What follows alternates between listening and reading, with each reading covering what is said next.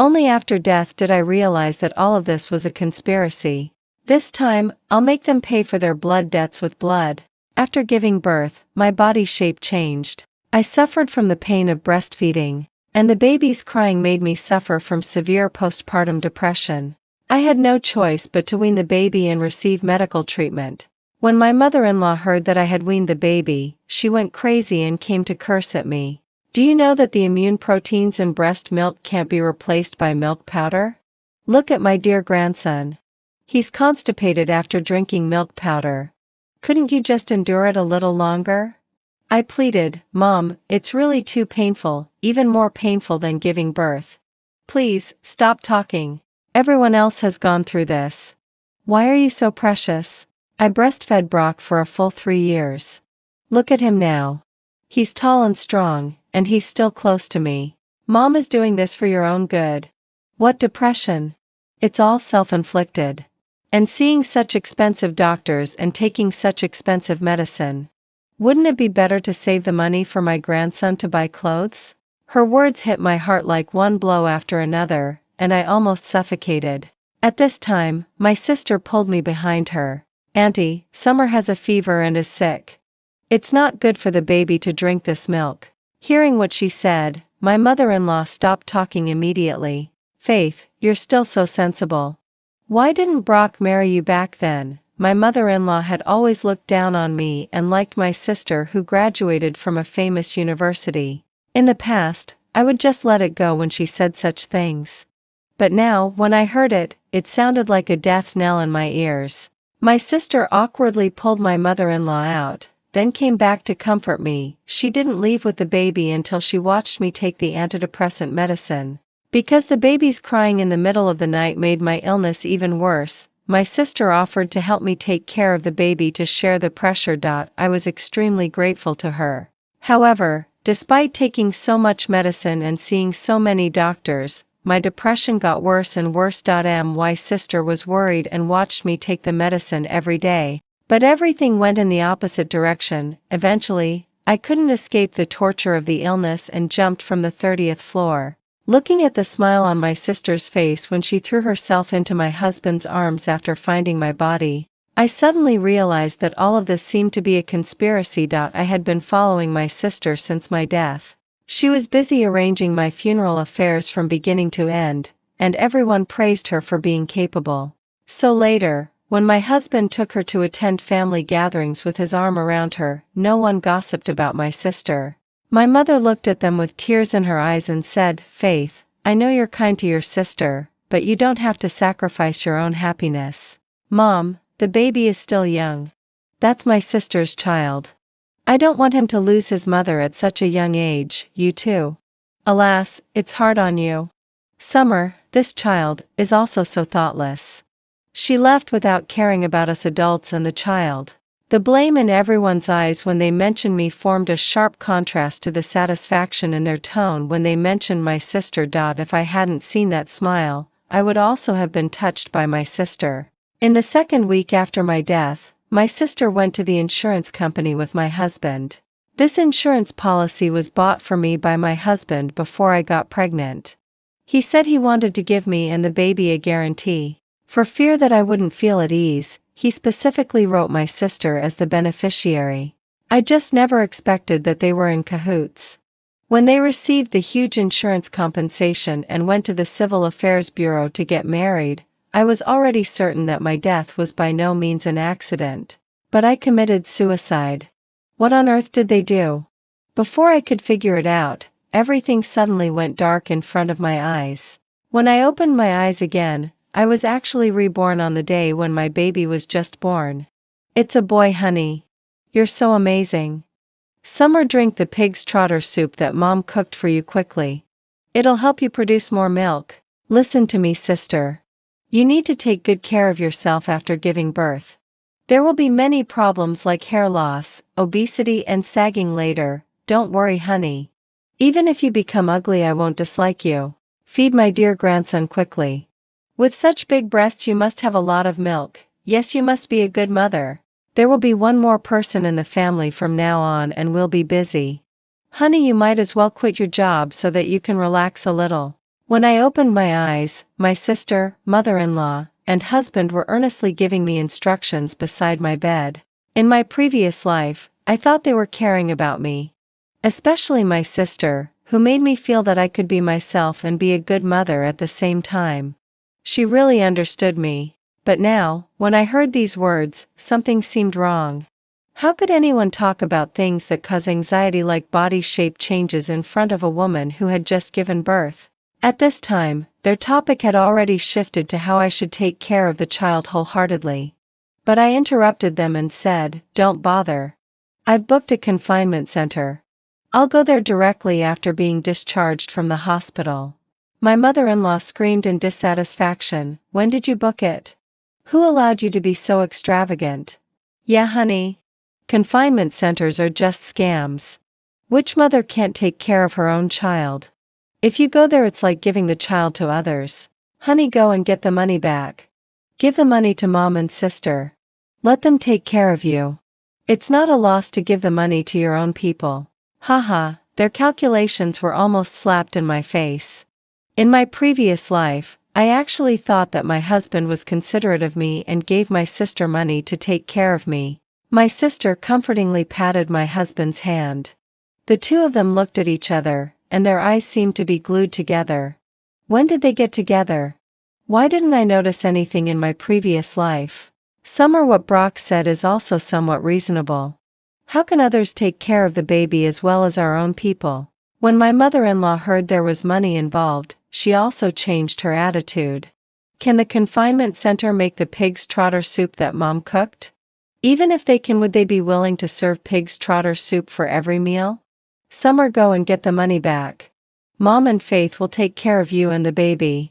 It's true that it's more reassuring for our own people to take care of the baby, but they want my life. It would be stupid to hand the baby over to them again. But I can't break with them yet. I'll make them get what they deserve. Mom, sister, I also don't want to make you so tired. Besides, the deposit can't be refunded at all. I'll still go to the confinement center. My sister was obviously a bit anxious. If it can't be refunded, then don't refund it. Sister will be relieved only if you come home to do the confinement. My husband echoed beside her. This didn't seem like the usually stingy Brock. I looked at them, wanting to hear what excuses they could come up with to make me go home with them, but unexpectedly, they gave a reason that I couldn't refuse. Summer, which confinement center did you book? I had just been reborn. I hadn't booked any confinement center at all. I just said that before to ensure that I could have a good confinement. I thought of my weak body that got sick almost every month in my previous life. I made up a familiar name randomly. It's the Onua Confinement Club near our home. My sister took out her phone and showed me the news. This confinement club is no good. Look, it was exposed a few days ago that children got pneumonia collectively because they shared a towel. I had also heard about this incident in my previous life. I didn't expect it was this club that I casually mentioned. To prevent me from booking another confinement center, my mother-in-law took away my phone, under the pretext that it's not good to look at the phone too much during the confinement period. Summer, you just need to take care of the baby. Don't worry about other things. Come on, drink the pig's trotter soup. It'll help you produce milk. Look, you don't have any milk at all. The baby will be hungry. Everyone looked at me with blaming eyes, as if I was a heinous sinner just because I didn't have milk. But I knew that I couldn't drink this soup. In my previous life, after drinking my mother-in-law's greasy pig's trotter soup, I had a blocked milk duct and a high fever that night. This high fever was the trigger for my depression. Mom, it's scientific feeding nowadays. We should eat according to the hospital's diet plan. My mother-in-law looked disgusted. What do doctors know? They're just some young people. Do I have less experience than these 20 or 30-year-old young people after so many years? I looked at my sister for help. She liked to pretend, right? Then the arduous task of persuading my mother-in-law would be left to her. Obviously, my sister didn't expect that I, who had always been a pushover, would actually take the initiative to ask her for help this time. She winked at me reluctantly. Auntie, just put it aside for now. Summer has just given birth to the baby and may not have much appetite. I pretended not to see it. Sister, I'm so hungry now, but the doctor said it's best to just drink some millet porridge and definitely not eat greasy things. My sister was choked by my words, and her eyes looking at me were not as gentle as before. She reproached, Summer, this is also Auntie's kind intention. Just drink a little. Sure enough, her pretense was only on the surface. Once it involved her interests, she couldn't keep pretending. My sister really wanted to leave a good impression on my mother-in-law and really wanted to marry my husband. I pretended to be hurt and held my sister's hand. Sister, I've just given birth to a child. Don't you love me anymore? Before our parents went abroad, they left me in your care. You're the support of my family. Summer, when will you be as sensible as Faith? My husband came to the rescue at the right time. I sneered and exposed his thoughts. You care so much about my sister.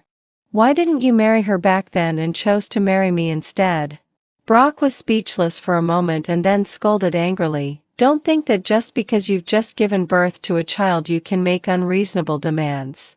Of course, I married you because I liked you. He liked my womb. In my previous life, after I died, when my sister was moving to live in my wedding house, I saw the test report that my sister had thrown away. It said, infantile uterus, infertility. The farce in the ward was finally interrupted by the doctor's stern shout. They finally calmed down for 3 days and took me home to do the confinement. I naturally didn't have much milk. Even after inviting a lactation consultant and drinking traditional Chinese medicine and countless milk-boosting soups, it didn't help. In my previous life, due to the sharp decline in postpartum hormones, my mother-in-law openly complained that I was useless and didn't even have milk. My sister secretly mocked me, making me feel that I couldn't do anything well. That's how I got depression. In this life, I adjusted my state of mind early. So what if I don't have breast milk? There are so many children who drink formula milk, and they are all healthy and strong. However, I still have to pretend. Otherwise, how could I make them carry out their next plan? Sister, I feel so useless. I can't even take good care of such a young child. I cried to my sister who was playing with the baby. From mild depression to jumping off the building due to depression, I know too well what depression is like. Sure enough, my sister was in a very good mood, but she still advised me, Summer, you can't cry during the confinement period. Stop crying and tell me about it. My breasts are sagging, and I have a big belly. I'm so ugly now. And yet, I don't have breast milk. I'm so useless. I might as well just die. Summer, how can you say such things? Are you suffering from postpartum depression? I pretended to be panicked and said, This isn't depression. If I die, everyone will be happy. Isn't that good? My sister nervously took me to find my husband. I could feel her hand trembling slightly. Back then, I had also noticed this detail and just thought that my gloomy heart had seen a glimmer of light. My sister cared about me so much that she was trembling with fear when she learned of my thought. Now I realize that she was probably trembling with excitement. I was diagnosed with mild postpartum depression. The doctor told my husband and sister that since I was still mildly depressed, they shouldn't put too much pressure on me and that I would recover once the hormonal changes passed. I think they took the doctor's advice to heart. Doctor, don't you need to prescribe some medicine? My husband appropriately reminded the doctor. The doctor gave him a mysterious look and said, She's still breastfeeding. I heard a faint sigh. Was it because my condition wasn't serious enough? I've now roughly guessed that they probably switched my medicine back then. At first, the doctor said I was getting better, but why did I still choose to jump off the building even though I took the medicine every day? It was the medicine that was the problem. No wonder my husband always reminded me to take the medicine on time whenever he brought it to me. No wonder my sister wouldn't leave with peace of mind until she saw me take the medicine. No wonder my depression got worse even though I was actively seeking treatment. Since that's the case, I'll do as they wish. My depression is getting more serious, day by day. My mother-in-law, looking at the high bills for my treatment, cursed more and more frequently.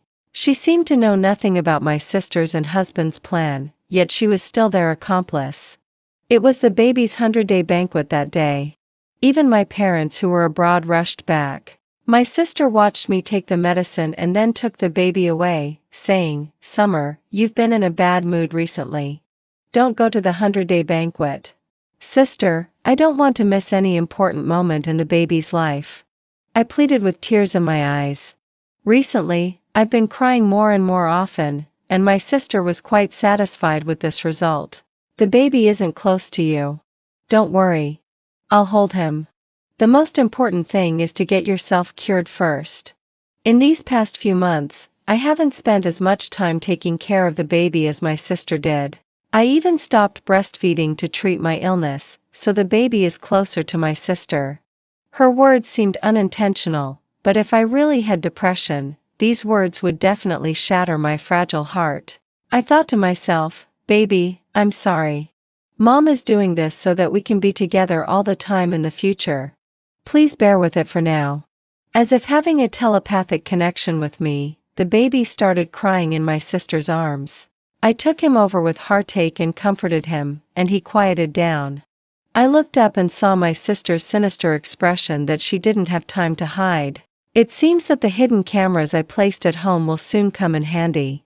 It still has to be the biological mother. "Faith, when are you going to find a partner?" Mom pushed the door open and saw the scene, bringing up the old topic of urging marriage again. My sister said impatiently, "Mom, stop nagging me. I have someone I like. I can bring him to you guys to see soon." Mom was overjoyed and pulled my sister to ask about it. I watched her glance at my husband from time to time and always felt that something that didn't happen in my previous life was about to happen. Sure enough, after the 100-day banquet, the baby fell ill. In my previous life, the baby was healthy until I jumped off the building. How could they lay hands on such a young child? 40 degrees. "Summer, how did you take care of the child?" My husband took the child from my hands and put him in my sister's arms. I was really worried and said, "Give him some fever-reducing medicine first. With such a high temperature, what if he has a febrile convulsion?" Taking medicine randomly without seeing a doctor, "Summer, you're useless. Don't give random instructions. This is my child. I'll be responsible for him. It takes half an hour to drive to the nearest hospital. Let's bring down the fever first." I had already poured out the medicine and was ready to feed it to the baby. My husband pushed me away and then gently pulled my sister and the child over, saying, "Since you have depression, just stay at home. Faith and I will take good care of the child." I took a taxi and followed them. They could do whatever they wanted to me, but nothing could happen to the child. However, when I arrived at the entrance by taxi, I found them standing outside the emergency room arguing. "Brock, the baby is so annoying. I've taken care of him for 3 months, but he's still not close to me. He doesn't understand now. He'll know in the future. Besides, his mother is still alive. When his mother is gone, he'll surely recognize you as his mother. In the future, in the future. How long do we have to wait? Doesn't your Brock family already have an heir? Faith, be careful with the baby. Just bear with it a little longer. Baby, always the baby. I think you've been nice to Summer. Do you regret having the child now? How can you say that to me? Don't you know who's in my heart?" The baby was so frightened by their argument that he cried and fussed nonstop. Finally, my sister couldn't bear it anymore and walked away angrily. I watched my husband standing there helplessly and walked up with a smile. Revenge has begun. "Husband, why are you standing at the door? Where's sister?" I gently patted his back pretending to be gentle and took the crying baby from his hands. Once the baby left his hands he seemed relieved and his look at me also changed. "Summer, why are you here? The baby is crying so hard. It'll be hard on you." Of course he didn't dare to say where my sister had gone. Now I just need to act more sensible, gentle and considerate than my sister. "I'm just worried. It's all for the child. It's not hard. Besides, we're husband and wife. Let's go in quickly." I could feel him sigh heavily. The good show has just begun. After a series of examinations, it was determined that the baby had a high fever caused by a severe food allergy and needed to be hospitalized. What's wrong with you parents? Such a young child can't eat anything other than milk. I deeply regretted not keeping an eye on the baby all the time in my heart, but I still had to pretend to be surprised and said, "Doctor, we've never given him anything else to eat. Where are the other people in the family? The blood parameters are so high, and he's such a young child.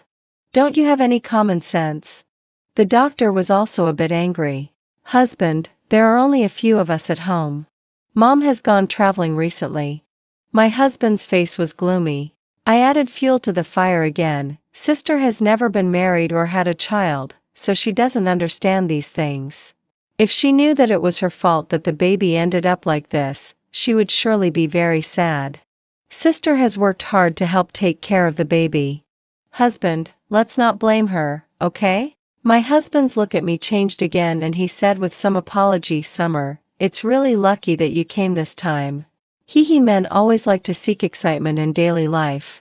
But when something really happens, don't they just like gentle and understanding women?" My sister must not have expected that the moment I woke up I had already reviewed all her green tea behaviors in my previous life. Now I'm just saying what she would have said in advance. Sure enough, after my parents learned that the baby was hospitalized and rushed over, my sister also showed up. She burst into tears and said, "Brock, I really didn't know that the baby couldn't eat those things. I saw the baby drooling when he watched me eat eggs. I felt sorry for him, so I gave him some. He ate happily at that time and didn't have any other reactions." She seemed to have grasped a life-saving straw and said, "Could it be that the hospital made a mistake?" At this time my husband didn't feel sorry for her anymore and said coldly, "If you don't know how to take care of a child, learn more online. No one is born knowing how to do it. I treat the baby as my own son." Would I harm my own son? His biological mother is still here. Why do you need to treat him as your own son? Seeing that the baby had calmed down, I felt relieved and pretended to be innocent and said, "Sister, didn't you come here with the baby and Brock? Where did you go just now?" My sister's face changed and she looked at our parents pitifully. Our parents also sensed that something was wrong and immediately smoothed things over, saying, "Faith has never been married or had a child, so it's inevitable for her to make mistakes. Don't blame her." But we didn't blame her either. As I said this, tears flowed down my face again. After acting so many times, my acting skills have become more and more proficient. Seeing this, our parents didn't dare to say much, but my husband took my sister's hand and walked out of the ward door. In the end, my sister managed to persuade my husband and his attitude towards her returned to normal. When he came back to the ward, he actually changed the topic to me. "Summer, have you been to see the doctor recently? Why are you always crying?" "Yes, Summer, remember to take the medicine on time." Yes, my sister couldn't wait any longer. She wanted to get my insurance compensation as soon as possible. "Sister, I feel like my condition is getting worse. I'm so regretful that I didn't take good care of the baby this time. I might as well just die." Mom was so frightened that she quickly hugged me and said, "Summer, don't think like that." But before she could comfort me, a few more sentences, my mother-in-law, who had just come back from traveling, rushed in and pointed at me and cursed, "How did my grandson end up in the hospital? Summer, you're right. If you don't know how to take care of people, just die. Your sister, a young girl, takes better care of the child than you do. My sister's helper is back." In my previous life, my sister always hid behind my mother-in-law and added fuel to the fire. This time I'll make her show her true face. At night, after coaxing the baby to sleep, I sat by the window. Mom was worried about me and wanted to stay. But I didn't want her to worry. Only after becoming a mother did I realize that no mother doesn't love her child. All of Mom's previous partiality had signs to follow. The time was almost ripe. I held a teddy bear doll with a hidden camera inside and made a call to my sister. She came quickly with excitement all over her face. She thought she had hidden herself well. "Summer, what are you doing over there?" She looked around and after finding no one else around, stared at me quietly. "If you want to jump, just jump. After you're gone, I'll take good care of our parents." As for Brock and the baby, they were mine to begin with. I pretended to be confused and said, "Sister, what are you talking about?" My sister slowly approached me. "Summer, you've always been the redundant one.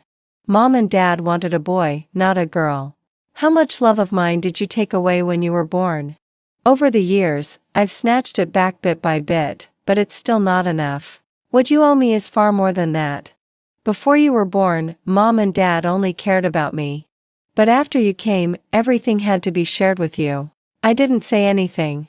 I just wanted to see how much grievance my sister had suffered over the years that she wanted to drive her sister who had loved her since birth to a dead end.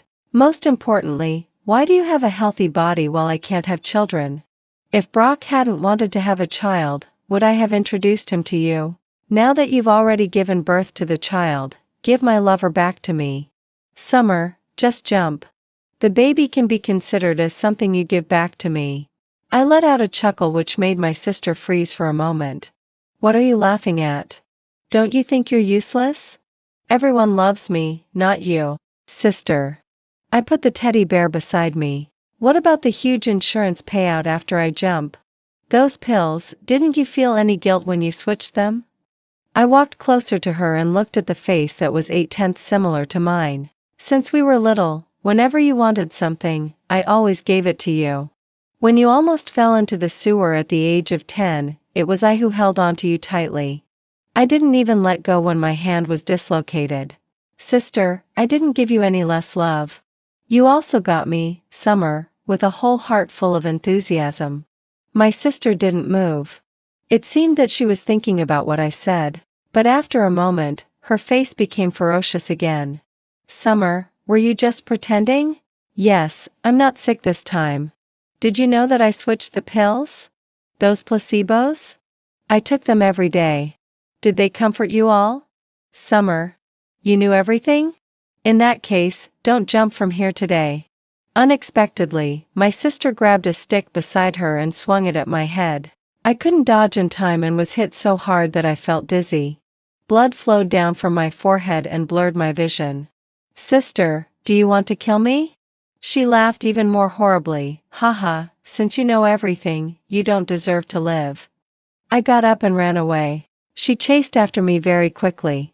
However, she didn't expect that after carrying the baby for so many days, the strength in my hands was already much stronger than she thought. I snatched the wooden stick from her hand and pinned her down. Hearing the siren of the police car downstairs, I smiled and said to my sister's ear, "Sister, thank you for calling the police in advance." I calculated the time and relaxed the force pressing on her. As expected, she became desperate. What if the police come? It's normal for people with depression to commit suicide. No one will know that I'm the one who killed you. Sister, don't be like this. My sister raised her voice as if she wanted the police who were coming upstairs to hear her. However, she took the stick and tried to force me to the edge of the roof. What will we, the living ones, do if you die? Don't jump. Sister is begging you. I held on to the railing tightly to prevent her from really pushing me down. Seeing that she couldn't push me, she wanted to knock me out first and then throw me downstairs. Unfortunately, the police came faster than she expected. Thank you for stopping my sister from jumping off the building. I almost couldn't hold her back.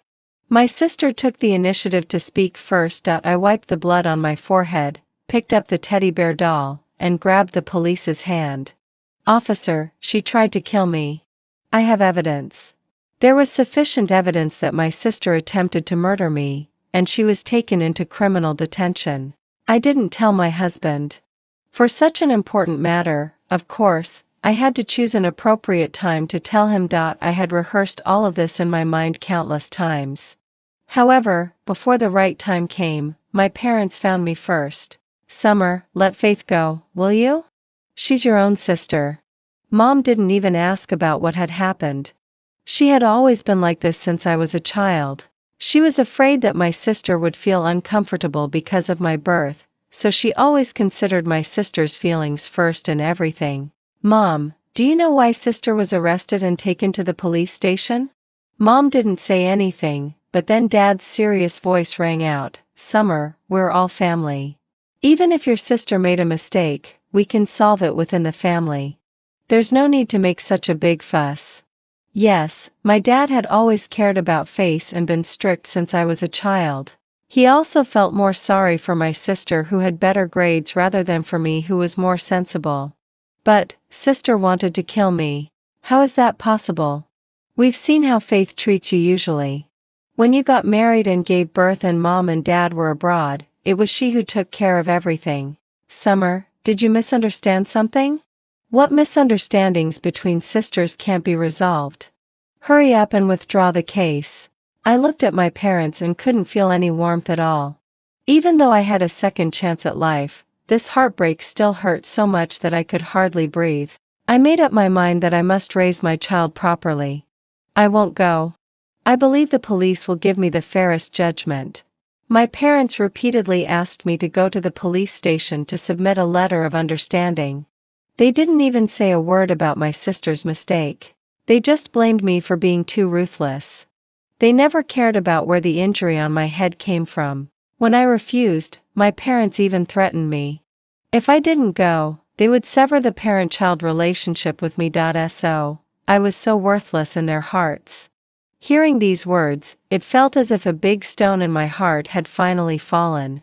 Originally, I thought that the only people I would feel sorry for by doing these things were my parents. But now it seemed that one should love oneself more. It's useless even if you call Brock. No one can persuade me. I checked the time.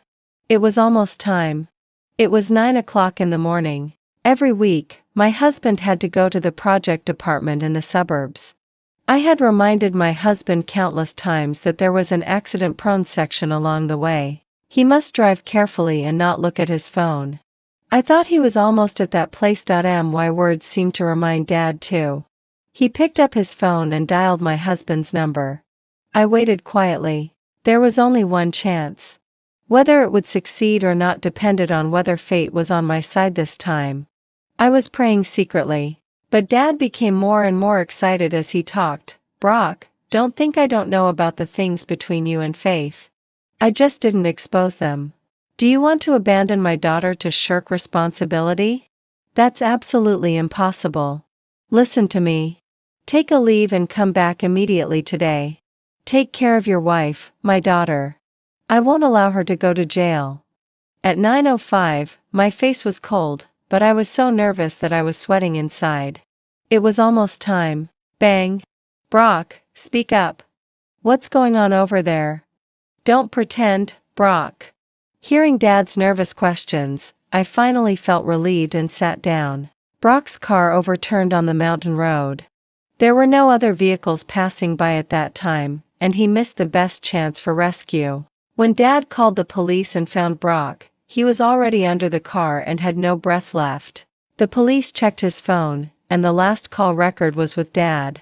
The surveillance showed that Brock was driving too fast and he was on the phone while driving. When he took a sharp turn, he hit the railing and the whole car flew up and overturned. Faith, it's all your fault. If you hadn't refused to forgive your sister, I wouldn't have made this call to Brock. Now that your husband is dead, are you satisfied? I fell to the ground and was sobbing so hard that I couldn't say a word. But, Dad, you're right. I'm quite satisfied with this result. My mother-in-law rushed over in a hurry. When she saw that her son was lying motionless under the car, she went crazy and started scolding and hitting me. Summer, you're a jinx. The baby is in the hospital, and now Brock is like this. She didn't seem to realize the seriousness of the situation yet, or rather she didn't want to believe that her son was gone. Mom, hit me if you want. I didn't remind him to pay attention to driving safety recently. It's my fault. Doctor, please save my son. My mother-in-law said as she pulled me over. This is my daughter-in-law. She has the same blood type as my son. You can do whatever you need with her. The doctors and police officers present all looked at me sympathetically. I wiped my tears and couldn't say a word. The more you say, the more mistakes you make. Now I'm just a poor widow whose husband is about to die. In the end, my husband couldn't be saved. Although there was conclusive evidence that Faith attempted to murder me, since the murder didn't actually happen, she was sentenced to 3 years in prison. After my mother-in-law knew that my sister was in prison, she became even more vicious. Why isn't it you who's in prison but Faith? Did Faith take the blame for you? I only recognize Faith as my daughter-in-law. Well, since she liked my sister so much and wanted her to be her daughter-in-law, she should like this big gift from me. I took my husband's death certificate to the insurance company and received the compensation. This was a policy that he bought for himself to reassure me when he tricked me into buying insurance. I was the beneficiary. I used the insurance compensation to hire a nanny, bought a new house, and started a new life. In this life I'm determined to be myself and will never listen to others again. As for when my sister gets out of prison 3 years later and asks my mother-in-law for the inheritance that Brock left for her, that's another interesting story.